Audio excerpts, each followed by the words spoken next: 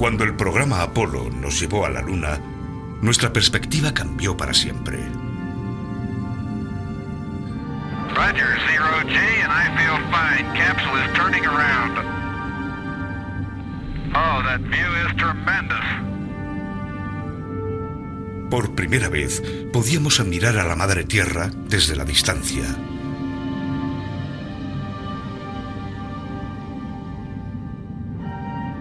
Esta imagen hizo que fuéramos conscientes de que nuestro planeta azul constituye una parte única del espacio cósmico.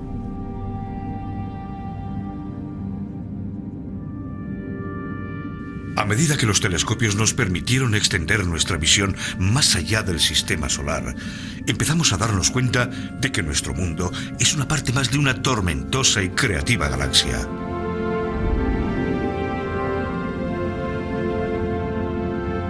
Una nueva perspectiva está emergiendo. La galaxia afecta al clima de nuestro planeta de una forma que solo ahora estamos empezando a comprender.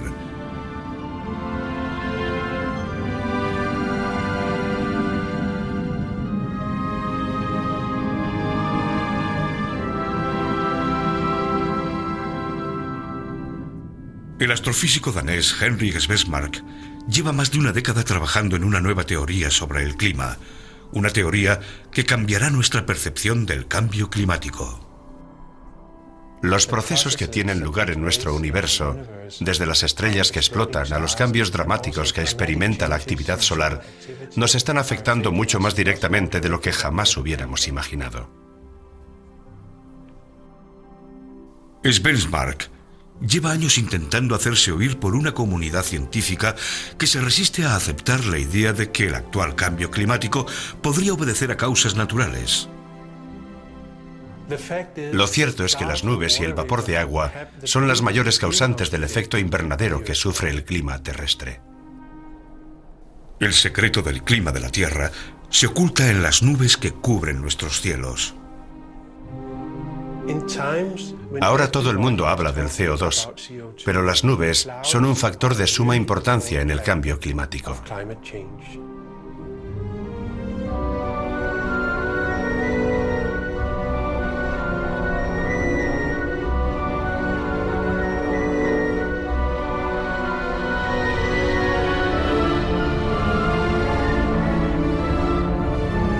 El misterio de las nubes.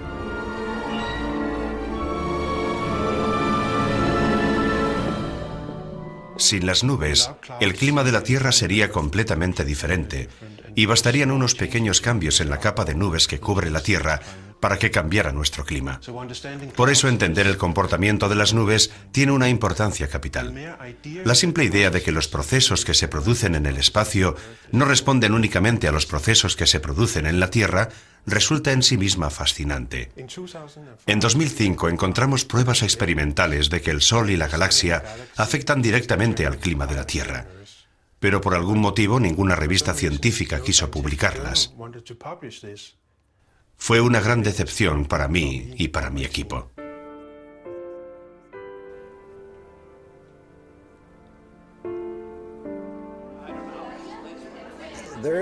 Hay un problema que siempre nos ha acompañado.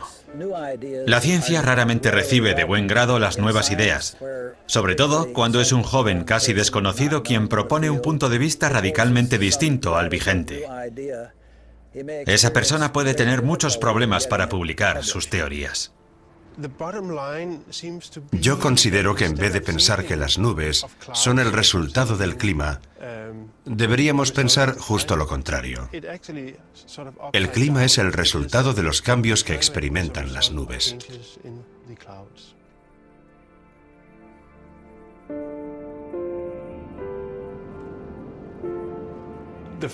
La primera vez que fui consciente de la importancia que podían tener las nubes en el clima de la Tierra fue cuando mi jefe, Egil Friis Christensen, descubrió la existencia de una correlación entre la actividad solar y las temperaturas de la Tierra. La correlación era tan buena que no podía ser accidental. Y me sirvió para empezar a intentar comprender esa relación e intentar utilizar a las nubes como parte de esa explicación.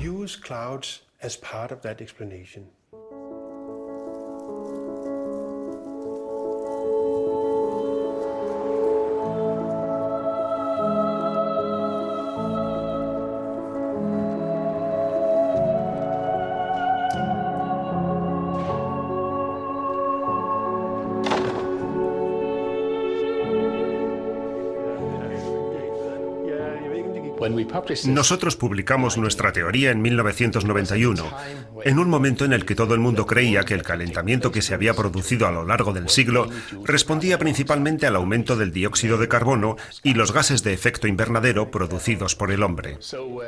Por eso, cuando la comunidad científica vio esa correlación perfecta entre los cambios en la actividad magnética solar y las temperaturas, se llevó una gran sorpresa. Comprobamos que cuando aumentaba la actividad magnética en el Sol, también aumentaban las temperaturas en la Tierra.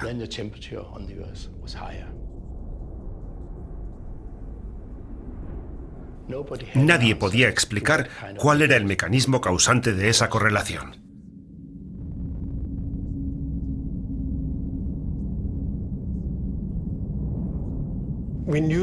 Sabíamos que de alguna forma la actividad magnética del Sol tenía que influir en el clima de la Tierra, directa o indirectamente. Pero lo que constituía un verdadero misterio científico era cómo se producía esa influencia. Hasta que un día alguien entró en mi despacho y mencionó los rayos cósmicos. Cuando oí rayos cósmicos, pensé inmediatamente en un experimento que había realizado en el instituto, en lo que nosotros llamábamos la cámara de niebla. Dentro de la cámara de niebla teníamos un aire supersaturado de agua, y cuando entraban las partículas de rayos cósmicos, se formaba una hilera de pequeñas gotitas, una especie de nube en miniatura. Con esa imagen en mente pensé, ¿y si los rayos cósmicos son los responsables de la formación de las nubes? ¿Y si el Sol, con su campo magnético, es capaz de cambiar la capa de nubes de la Tierra? Eso explicaría perfectamente el hecho de que el Sol pudiera ser el responsable del clima por medio de las nubes que vemos en el cielo.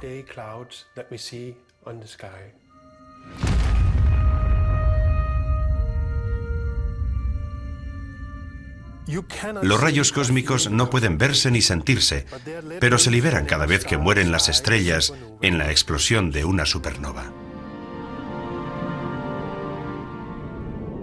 Las partículas atómicas, cargadas con una gran cantidad de energía, recorren la galaxia casi a la velocidad de la luz.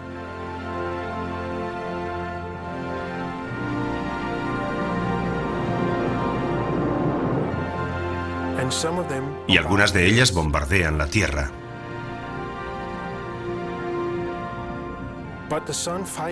Pero el Sol lucha contra los rayos cósmicos y controla el número de ellos que llegan a la atmósfera.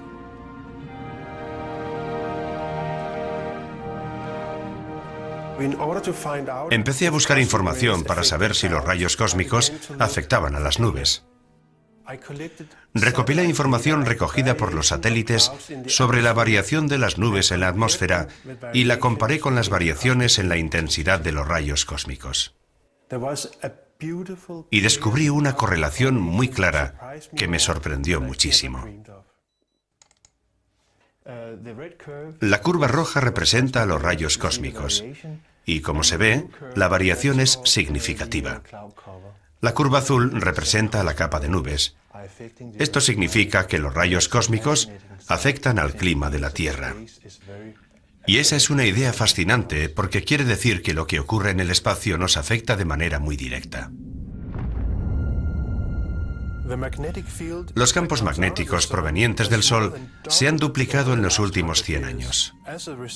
Como resultado, cada vez han llegado menos rayos cósmicos a la atmósfera y se han formado menos nubes.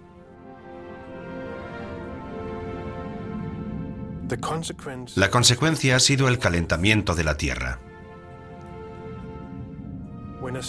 Cuando el Sol libera un campo magnético fuerte, llegan menos rayos cósmicos a la Tierra. Y eso significa que hay menos nubes para refrescar el ambiente. Pero un Sol perezoso con un campo magnético más débil deja que lleguen más rayos cósmicos de las estrellas, con lo que aumenta la formación de nubes. Así es como el Sol y las estrellas controlan la formación de nubes en la Tierra. El profesor Svensmark, desde Dinamarca, sugirió que el efecto de los rayos cósmicos era muy importante Se basó en la gran correlación existente entre la capa de nubes de la Tierra y la intensidad de los rayos cósmicos.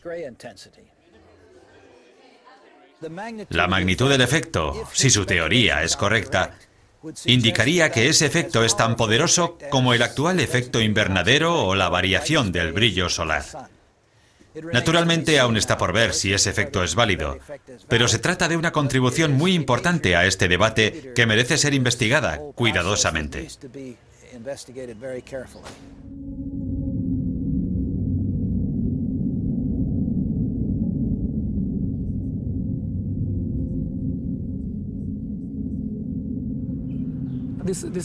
La idea de que los rayos cósmicos afectan a la formación de las nubes presenta un enorme interés.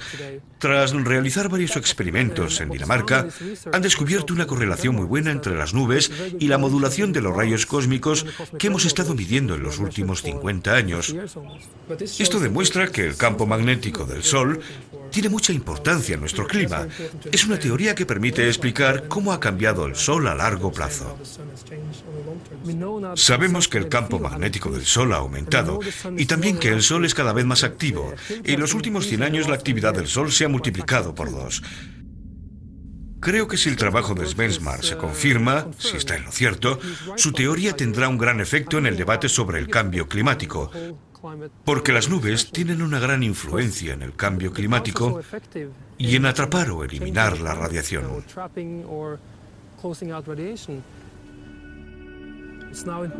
Es importante seguir investigando para entender ese mecanismo. Por eso creo que debemos tomarnos esta teoría muy en serio e intentar entender este mecanismo.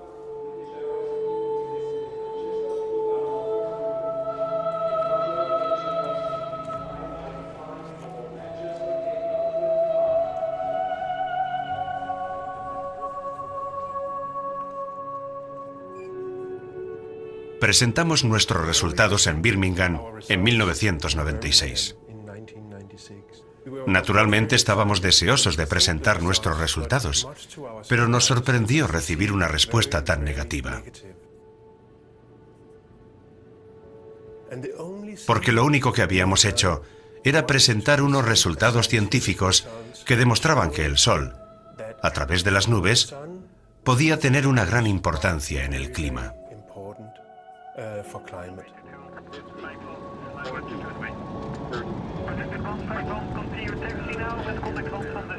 Naturalmente hubo una reacción del panel internacional sobre el cambio climático, el panel de la ONU.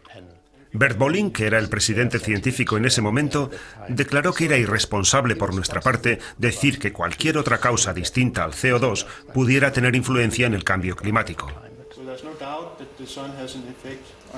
No hay duda de que el Sol afecta al clima, pero la comunidad científica se negaba a aceptar la idea de que el Sol pudiera tener un gran impacto en el clima. La idea fue considerada un desastre.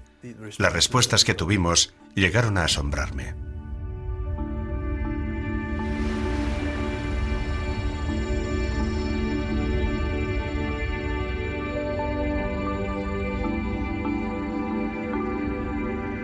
Durante los últimos 25 años, el CO2 ha sido la teoría dominante a la hora de intentar explicar el cambio climático.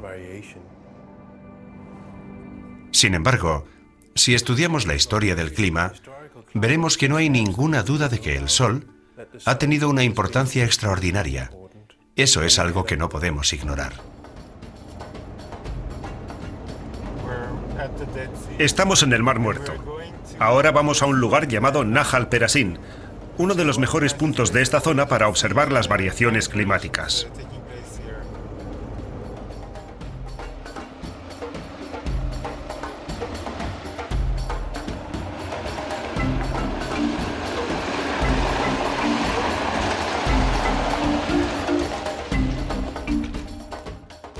La gente piensa que el Sol es una bola de gas que se mantiene siempre constante e inactivo, pero eso es falso.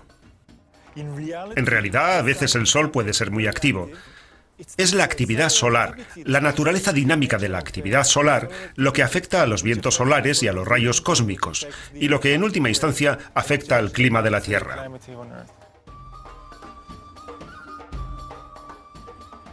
Las variaciones del clima de las últimas décadas, centurias o milenios pueden reconstruirse en muchas partes del mundo. Ahora estamos en el Mar Muerto. Hace 20.000 años el nivel de las aguas era más alto que en la actualidad. El agua llegaba a una altura mucho más alta de la que estamos ahora. Y todos los años se han ido formando depósitos en el lecho del lago. Aquí podemos ver esos depósitos anuales. En invierno se depositan los depósitos oscuros y en verano se depositan los brillantes. Y el ratio de las bandas oscuras y brillantes nos cuenta la historia climática. Nos dice cómo ha variado aquí el clima a lo largo de los años. En esta escala temporal, a lo largo de siglos y milenios, podemos reconstruir lo que ha estado haciendo el Sol por medio de isótopos cosmogénicos como el carbono 14. Lo interesante es que el carbono 14 se forma directamente a partir de los rayos cósmicos. Y estos resultados, y otros recogidos en otras partes del mundo, nos indican que el Sol está afectando al clima.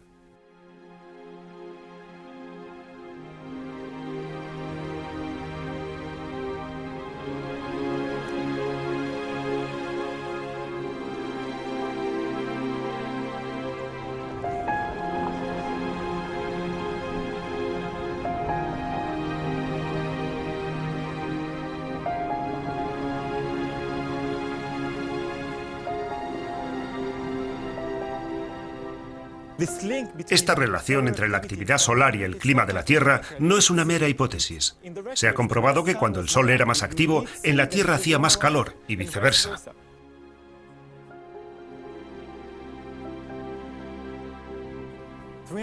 Hace 300 años, por ejemplo, el Sol no era muy activo y tuvimos la llamada Pequeña Edad de Hielo, un periodo de enfriamiento global.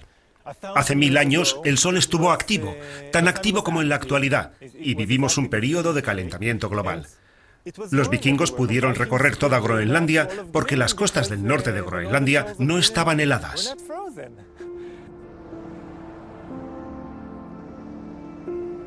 Hoy en día la mayoría de la gente piensa que el clima cambia por culpa del CO2, pero no es cierto. El principal culpable del calentamiento de la Tierra durante el siglo XX es el Sol.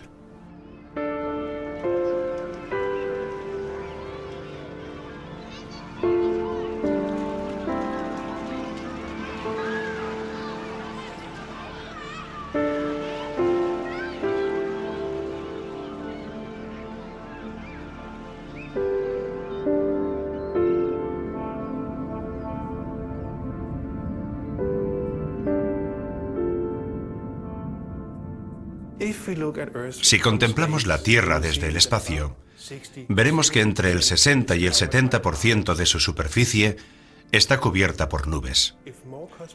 Cuanto más rayos cósmicos lleguen, más nubes tendremos. Y al contrario, cuanto menos rayos cósmicos lleguen, menos nubes tendremos. En vez de pensar en las nubes como un resultado del clima, debemos pensar que el clima es el resultado de la acción de las nubes, porque las nubes reciben sus órdenes de las estrellas.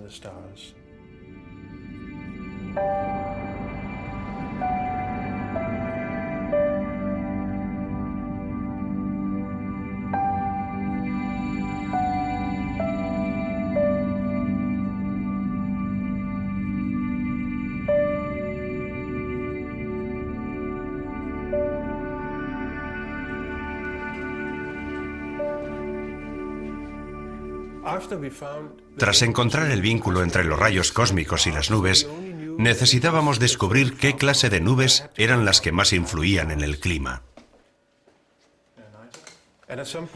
En algún momento fue posible, gracias a unos datos nuevos que recogimos, investigar cómo eran esas nubes. En aquel momento conté con la ayuda de Nigel Marsh. Él me ayudó a analizar esos datos.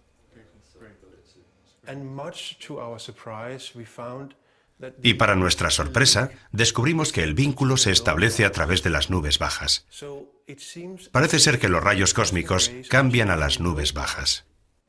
Muy bien, luego hablamos, sí. Adiós.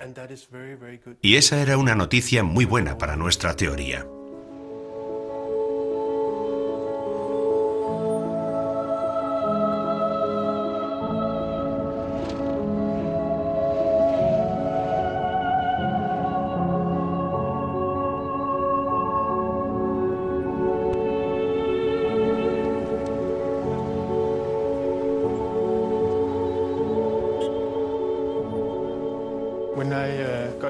Cuando recibí este resultado comprobé que la correlación era mucho mejor de lo que yo había esperado. Si disminuye la cantidad de nubes bajas, la superficie de la Tierra se calentará más. En concreto, este nuevo trabajo demuestra que solo cambian las nubes bajas, lo cual resulta muy interesante. Lo que aún falta por poder explicar es el funcionamiento de ese mecanismo, y creo que es muy importante intentar investigar su funcionamiento. Una fracción bastante grande de nubes bajas es la responsable de una gran parte del enfriamiento provocado por esas nubes. El motivo por el que las nubes bajas son tan importantes es porque reflejan gran parte de la luz del sol en el espacio. Es algo que resulta evidente cada vez que viajamos en avión. Desde la ventanilla vemos toda esa capa de nubes sobre los océanos. Son blancas porque reflejan la luz del sol al espacio. Lo cierto es que si cambiamos la cantidad de nubes bajas existente, cambiamos también la cantidad de energía que recibe la superficie de la Tierra. Eso significa que las nubes bajas ejercen un poderoso efecto de refrigeración sobre el clima de la Tierra. Por eso, cuantas más nubes bajas haya, más frío será el clima. Si hay menos rayos cósmicos, habrá menos nubes bajas y hará más calor en la Tierra. ¿Te refieres a los datos del proyecto ISCCP? Sí. Lo que hemos estado analizando han sido los infrarrojos. Es interesante. La primera vez que oí hablar del trabajo de Henrik Svensmark, nos interesó estudiar cuál es el origen de los aerosoles, que son unas partículas muy pequeñas suspendidas en la atmósfera de la Tierra. Ese tema nos interesaba porque es muy importante, puesto que todas las nubes se forman a partir de las partículas de aerosoles que hay en la atmósfera. El satélite está mirando un parámetro específico. A partir del trabajo que hemos realizado, hemos descubierto que los rayos galáctico-cósmicos son capaces de modular los aerosoles, o esas pequeñas partículas en la parte inferior de la atmósfera. De hecho, podemos demostrar que los aerosoles producidos por rayos galáctico-cósmicos se modulan de forma significativa en la capa inferior de estas nubes que producen un efecto refrigerante en la Tierra. Lo que todavía no sabemos exactamente es cómo y por qué se forman.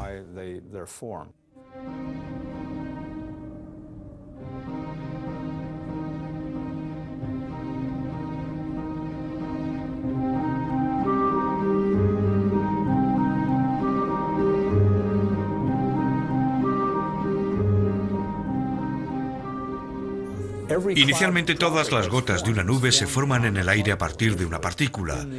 Por eso, es absolutamente crucial entender de dónde llegan esas partículas y cuáles son sus propiedades. De lo contrario, jamás llegaremos a entender el comportamiento de las nubes. Ahí es donde puede tener importancia la función de los rayos cósmicos. ¿Qué es lo que hacen los rayos cósmicos cuando entran en la atmósfera de la Tierra? Producen pequeños iones. Y creemos que esos pequeños iones ayudan a la formación de esas pequeñas partículas o aerosoles en la atmósfera de la Tierra.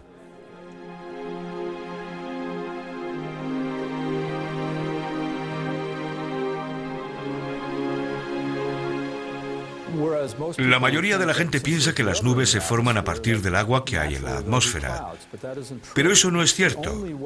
La única forma en la que pueden formarse las nubes en la atmósfera, en nuestra atmósfera, en condiciones normales, es condensándose en una partícula de aerosol preexistente en el aire.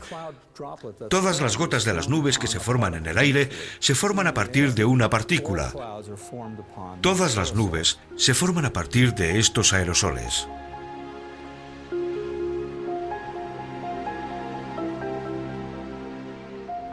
Por eso es absolutamente crucial entender de dónde llegan esas partículas y cuáles son sus propiedades. De lo contrario, jamás llegaremos a entender el comportamiento de las nubes.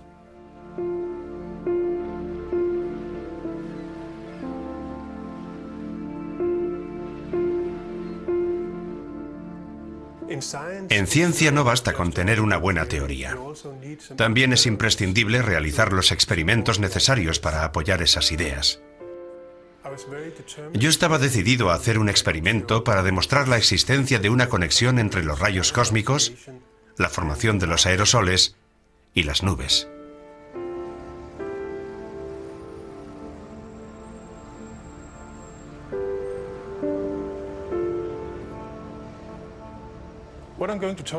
Voy a hablar de los rayos cósmicos. Se trata de unas partículas cargadas de energía. Entran en la atmósfera de la Tierra y son mensurables. En este gráfico puede verse cómo en los momentos de máxima actividad solar no entran muchos rayos cósmicos en la atmósfera de la Tierra. Eso es debido a que el Sol tiene ahora un fuerte campo magnético. A las partículas procedentes del espacio galáctico les resulta muy difícil entrar en el sistema solar. Parece que existe una relación entre los cambios en la actividad solar y los cambios del clima. Por eso, lo que de verdad necesitamos son pruebas experimentales que puedan responder sí o no a la pregunta de si existe esa relación y que puedan explicarnos cómo funciona. Y tenemos la suerte de que parece que ese experimento se va a llevar a cabo.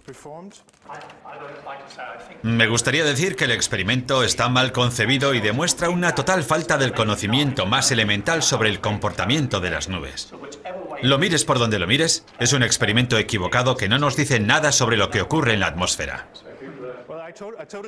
Estoy en completo desacuerdo con usted, pero debo decir que los científicos que participan en el experimento son expertos en aerosoles y química atmosférica y saben lo que hacen.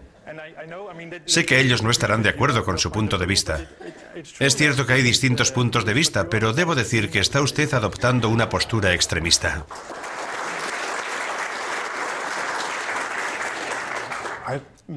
En muchas de mis conferencias me encuentro con personas que se enfurecen al oírme exponer mis ideas y que me dicen que lo que estoy haciendo es una completa pérdida de tiempo. ¿Ha leído usted mi libro? Bueno, lo conozco. Entonces no debería discutir conmigo sobre la física de las nubes. No, todo este asunto es un completo error.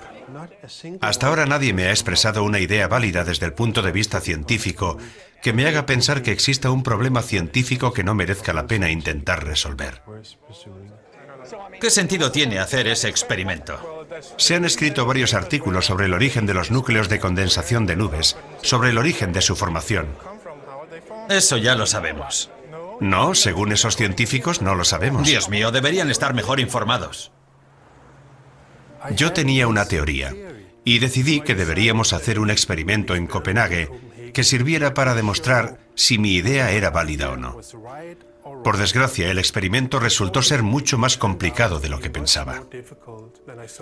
Empecé este proyecto sin ningún tipo de financiación y seguí con él pensando que, de alguna forma, en algún momento, conseguiríamos el dinero. La construcción del laboratorio, la preparación del experimento, recaudar el dinero, todo eso nos llevó 4 años. El objetivo de este experimento es investigar qué papel desempeñan los rayos cósmicos. Nuestra intención es repetir los procesos que tienen lugar en la atmósfera real. Por eso esta cámara está construida de forma que estamos en disposición de controlar los iones que están en su interior, lo que nos permitirá revelar por primera vez la importancia que tienen los iones en la formación de nuevos aerosoles y, en última instancia, las nuevas nubes. La idea que nos ha impulsado a llevar a cabo este experimento es intentar conocer el fundamento de esta relación entre la actividad solar y el clima de la Tierra. Toda la agitación política que rodea al calentamiento global es irrelevante desde el punto de vista científico. Y el experimento que estamos haciendo es muy necesario porque mejorará nuestra comprensión de uno de los procesos más importantes que tienen lugar en nuestra atmósfera, la formación de las nubes.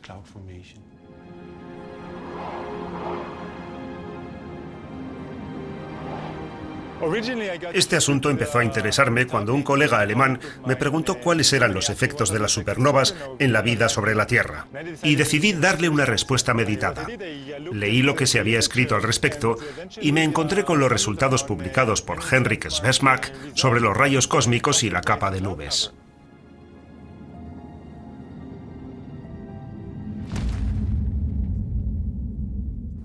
Y me di cuenta de que si esa hipótesis es correcta y los rayos cósmicos afectan a la capa de nubes y al clima, eso significaría que las variaciones que no se originan en el Sol, las variaciones que se originan en toda la Vía Láctea, también afectarían al clima de la Tierra. A mí me interesó la astronomía desde niño, por eso me hice astrónomo. Y desde niño me impresionó el hecho de que puedes salir una noche en completa oscuridad y ver la Vía Láctea, esa hermosa galaxia a la cual pertenecemos. Es la galaxia en la que vivimos. Es parte de nosotros y lo que ocurre en ella nos afecta. Afecta al clima de la Tierra y eso es algo que debemos tener en cuenta si queremos comprender las variaciones que ha experimentado el clima en el pasado.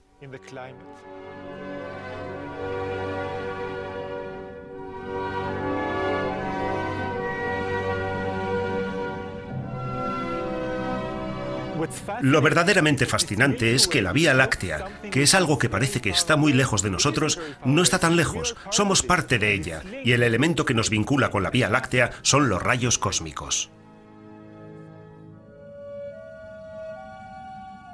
El sistema solar entra y sale de los brazos espirales, y los brazos espirales son las regiones donde están las estrellas nuevas. Las estrellas nuevas son también algunas de las estrellas pesadas que viven muy poco y explotan en supernovas.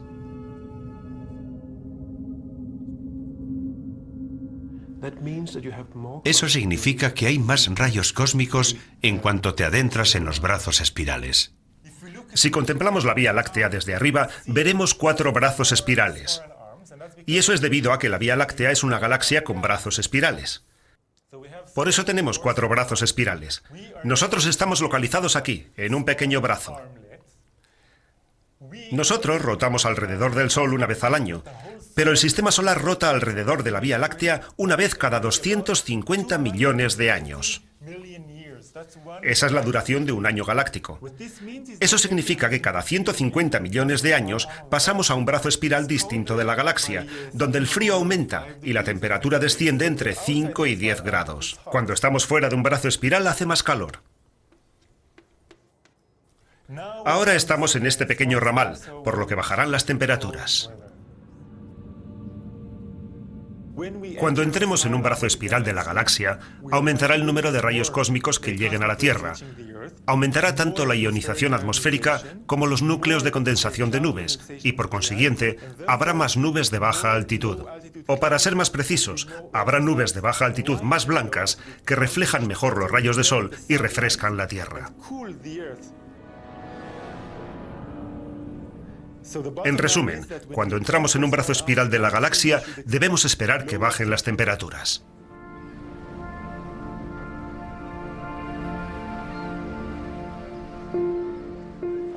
Hace 100 millones de años estos acantilados formaban parte del lecho de un océano de aguas calientes.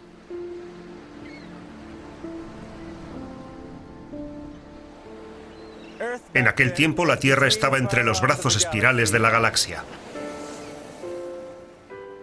En la Tierra hacía mucho más calor. Los dinosaurios tomaban el sol en Alaska y la Antártida.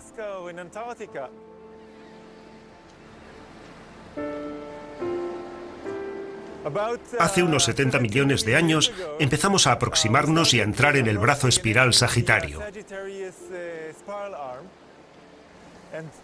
La Tierra quedó expuesta a un flujo mayor de rayos cósmicos debido a todas las estrellas que nos rodeaban. Ese aumento del flujo de rayos cósmicos fue el responsable de la formación de más nubes y del descenso de la temperatura en la Tierra.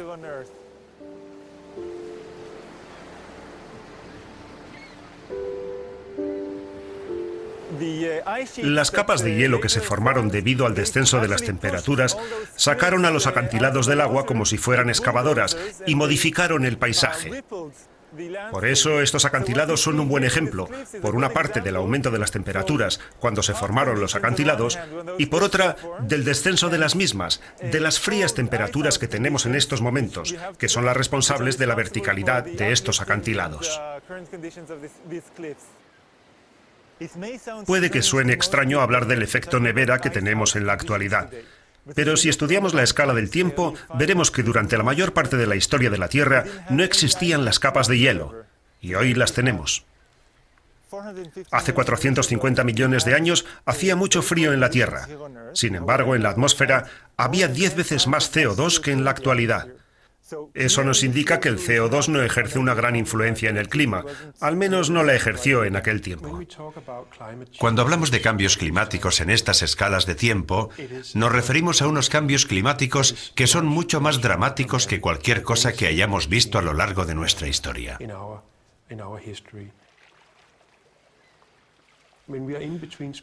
Cuando estamos entre los brazos espirales, parece que estamos en un período de calor, llamado invernadero, en el que se derrite la mayor parte del hielo de la Tierra.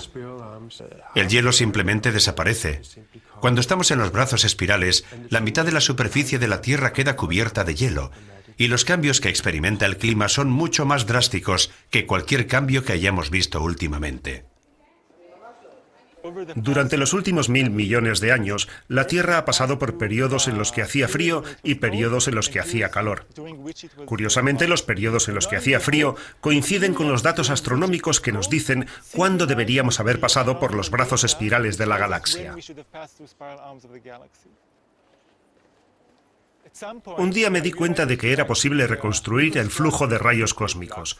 Es algo que puede conseguirse por medio de estos meteoritos ferrosos, porque los meteoritos ferrosos, después de desprenderse de los asteroides, están expuestos a los rayos cósmicos y registran los rayos cósmicos en el sistema solar a lo largo de cientos de millones de años. Hemos descubierto que este flujo de rayos cósmicos cambia como sería de esperar respecto a los datos astronómicos con los que contamos, pero también cambia en sincronización exacta con las variaciones climáticas que pueden reconstruirse por medio de los datos geológicos.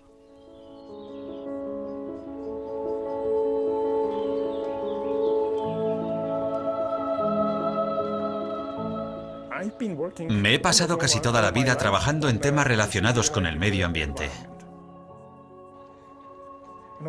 Y naturalmente uno de los problemas más importantes ha sido siempre saber cómo han cambiado el clima y la temperatura del agua marina.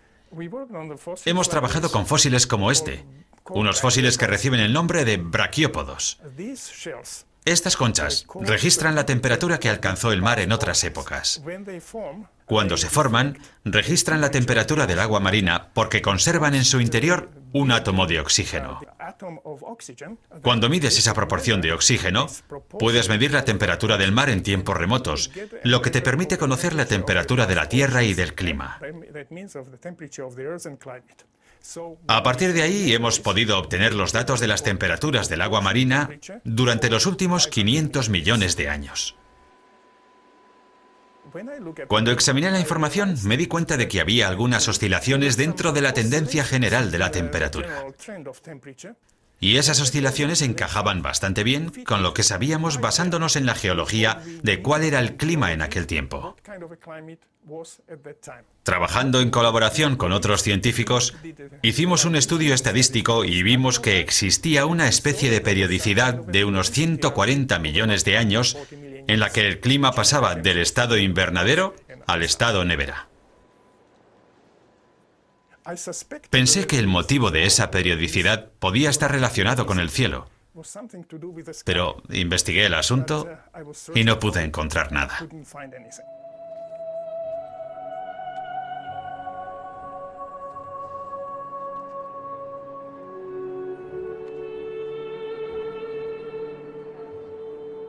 Así que abandoné la investigación porque no encontré ninguna explicación. Jan Weiser reconstruyó la temperatura utilizando registros geoquímicos. La diferencia entre esa reconstrucción y la que utilicé yo estriba en que Jan Weiser reconstruyó la temperatura, lo que significa que él sabía exactamente el calor y el frío que hacía. Por eso le mandé un email. Una tarde estaba en mi despacho trabajando. De pronto recibí un email. Era de Nir Shabib, y en él me decía que podía tener una explicación para mí. Me dijo que estaba trabajando en una variabilidad de los rayos cósmicos con unos intervalos de tiempo más o menos similares a los míos, y que la variabilidad en la cantidad de rayos cósmicos que llegó a la Tierra a lo largo de ese intervalo de tiempo era más o menos similar a las variaciones registradas por los átomos de oxígeno y por el clima que habíamos observado nosotros. Después de trabajar en colaboración con Jan Weiser, conseguimos obtener una reconstrucción de las temperaturas. Y lo que nos indicaba esa reconstrucción es que la temperatura de la Tierra había bajado entre 5 y 10 grados cuando estábamos dentro de los brazos espirales de la galaxia. Nadie había descubierto nada parecido antes, y nosotros nos quedamos asombrados, porque eso significaba que los rayos cósmicos son el elemento que más afecta al clima de la Tierra, al menos en una escala de tiempo geológica. Y la única explicación válida para ese supuesto es la teoría de Schwarzschild sobre la capa de nubes. Este es el resultado que obtenemos cuando comparamos los registros geológicos con los registros astronómicos. Como vemos, los dos códigos de barras nos dan como resultado el mismo producto. La línea negra es la reconstrucción geológica de la temperatura de la Tierra obtenida utilizando los registros geoquímicos de Jan Weiser. La línea roja representa las variaciones en el flujo de rayos cósmicos. Si superponemos las dos líneas, vemos que la correlación es muy buena. Estadísticamente es muy significativo, aunque no siempre hay que creer en las estadísticas. Por ahora nos basta saber que la correlación existe. Se ha dicho muchas veces que el Sol no es el responsable del calentamiento que hemos experimentado en los últimos 20, 40 años. Sin embargo, si analizamos los registros obtenidos del océano, veremos que existe una correlación muy buena entre temperatura y actividad solar. Lo que vemos aquí es la temperatura del océano hasta una profundidad de 50 metros. Pero si comparamos la correlación general con la oscilación de la curva roja, vemos que es también muy buena. Y la curva roja representa los rayos cósmicos. Representa la variación de los rayos cósmicos a lo largo de este periodo. Esto significa que incluso hoy el Sol domina la evolución de las temperaturas.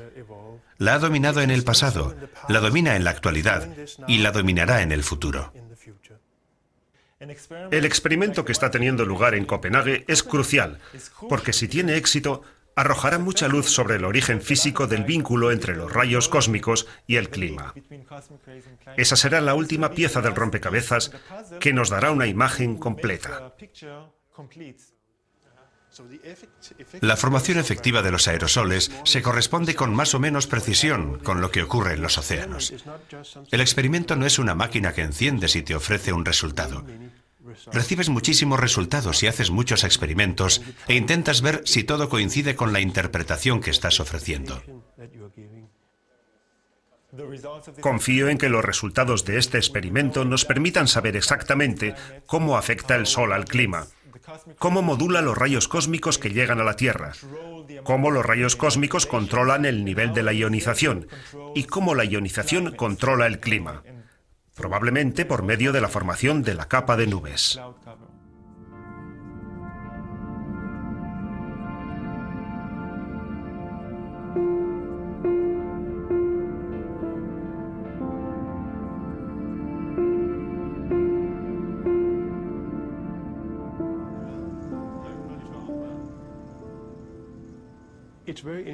Lo bueno es que después de casi 8 años de trabajo, hemos llegado finalmente a una fase en la que intentamos interpretar estos experimentos.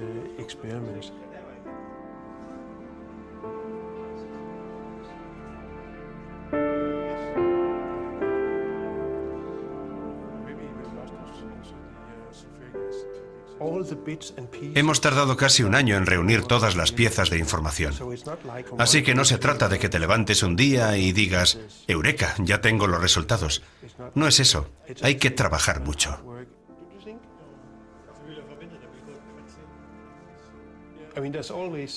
Siempre hay un elemento de incertidumbre cuando realizas un experimento, porque tienes que estar cuestionando constantemente si todo lo que estás haciendo está bien o mal. Pero hemos sido muy cuidadosos y hemos hecho muchas pruebas. Así que estoy verdaderamente convencido de que hemos encontrado un mecanismo muy importante. Y la sorpresa ha sido comprobar lo bien que funciona ese mecanismo. Es una lectura muy baja. Como ves, es 534 pdb. Es una lectura muy baja. Lo que descubrimos cuando provocamos un mayor flujo de rayos cósmicos es que producimos más aerosoles en la cámara. Eso significa que los rayos cósmicos están produciendo aerosoles. Y esos son los aerosoles responsables de la formación de las nubes en la atmósfera real.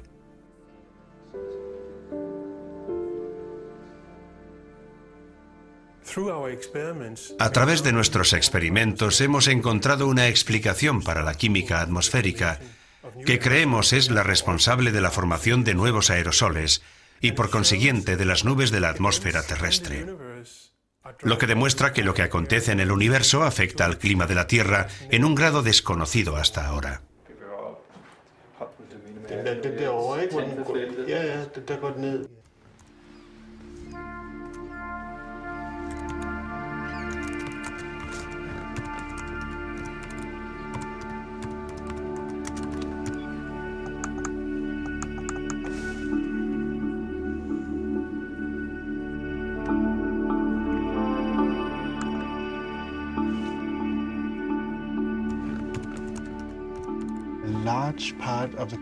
Gran parte de las nubes que vemos en el cielo son el resultado de este proceso que hemos investigado por medio de experimentos. Pero naturalmente ahora tenemos que ver cómo reaccionan otros colegas a nuestros descubrimientos. Y será muy interesante ver cómo reciben nuestro trabajo. Pero creo que hemos realizado una labor muy buena. Y estoy muy satisfecho de la forma en que ha trabajado todo el mundo en este proyecto. Esto es la culminación de muchos años de trabajo. Un gran momento.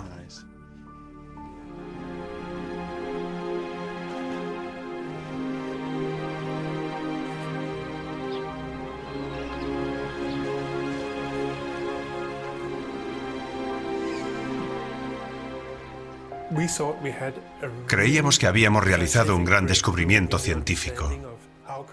Hemos descubierto cómo afectan los rayos cósmicos a la capa de nubes y, en consecuencia, al clima de la Tierra. Pero por motivos que desconocemos, no hemos conseguido que se publique nuestro trabajo. Creo que lo hemos enviado 4 veces a distintas revistas científicas y todavía no han publicado nuestros resultados. Henrik Svensmark y su equipo han conseguido unos resultados muy interesantes, y yo pensaba que los publicarían inmediatamente, o unos meses después de tenerlos.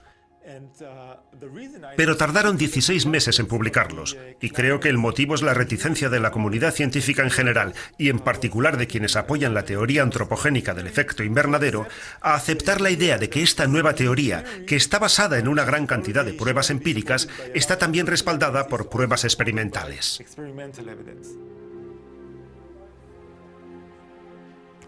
Lo más frustrante de este rechazo ha sido que nadie ha dicho que lo que hemos hecho fuera erróneo.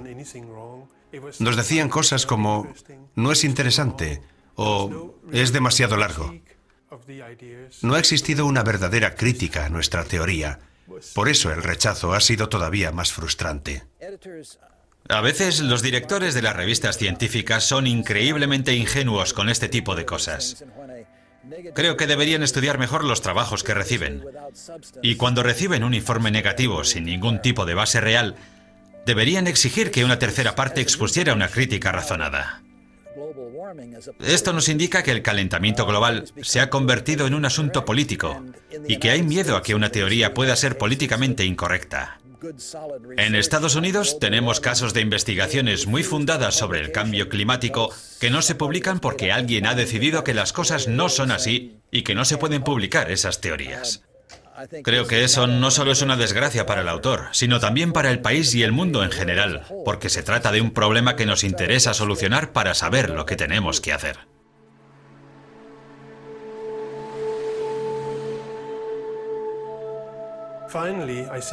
Finalmente, después de pasarnos más de un año esperando, nuestro trabajo se publicó en la Royal Society.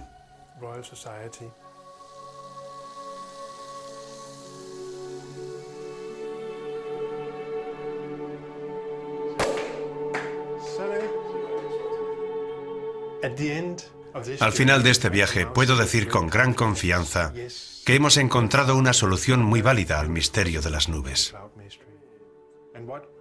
Y lo que sigue constituyendo un misterio es cuándo entenderá el resto de la comunidad científica que son factores externos más poderosos que los humanos, los que controlan el clima. El Sol afecta al clima de la Tierra. La Vía Láctea afecta al clima de la Tierra. Y si queremos entender lo que está pasando, deberíamos tener en cuenta esos factores. Lo importante es saber que en vez de vivir en un planeta aislado, formamos parte de un ecosistema galáctico. Estamos siendo testigos de lo que está ocurriendo a nuestro alrededor.